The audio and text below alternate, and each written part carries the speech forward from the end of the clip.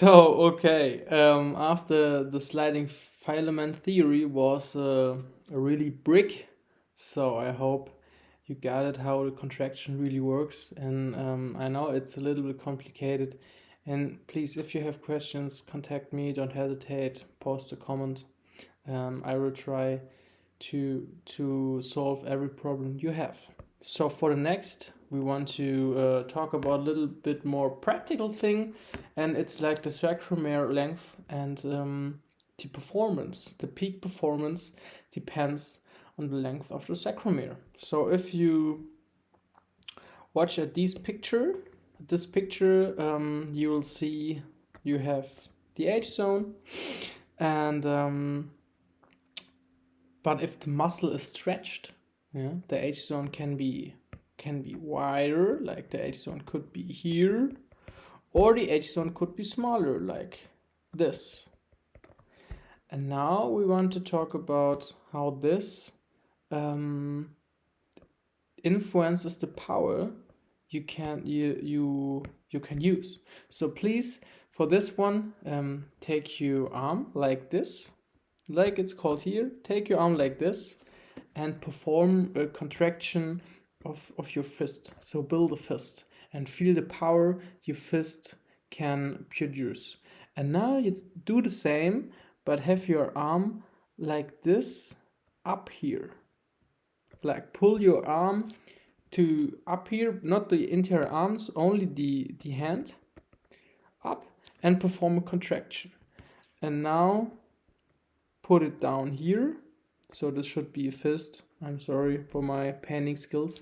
And perform a contraction there. There are 3 different positions where you perform a contraction. And you will see at this position, you will have power in your contraction. And in these 2, you will have less power.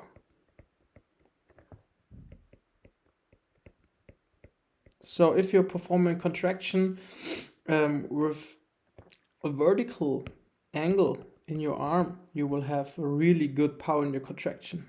But if you have this is your arm and this is your hand, you will have less power. Yeah, if you're really doing this, you will feel it. You won't have the same power in all 3 stages. And this is important, and I want to tell you why. Because the sarcomere length has a peak performance which depends on the length of the sarcomere, and the optimum where you have 100% force is 2 to 2.2 micrometers, which you can see here in this graphic. At the x-axis you will have the sarcomere length, and then the y-axis you will have the maximum force. And if you have, there's the optimum. It's 2 to 2.2. And if the muscle is stretched in the one or in the other direction, you will have like no power. If you're really doing the fist like this, if it's possible, you will see you won't be able to do a real fist. There is no power when you like if you do it here. So this is important. That's one thing.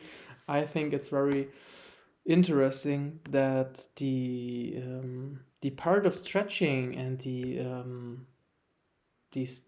beginning state of the muscle is very important for the peak performance your muscle is can do. So like if you're doing sports, and many people are saying, yo, you need the perfect theory of doing this, not just doing it with much power, and how to generate the maximum of the power. You will see every muscle has an optimum where he will produce the maximum force. And this is because if you look at this picture again, when every myosin head is connected to the actin, you will have the maximum power. And if your H zone is bigger, like it is like here, it could be here, and there will be the actin, you will have these myosin heads which cannot connect to the actin because the actin will start here. So they can't produce power. And I think that's very interesting.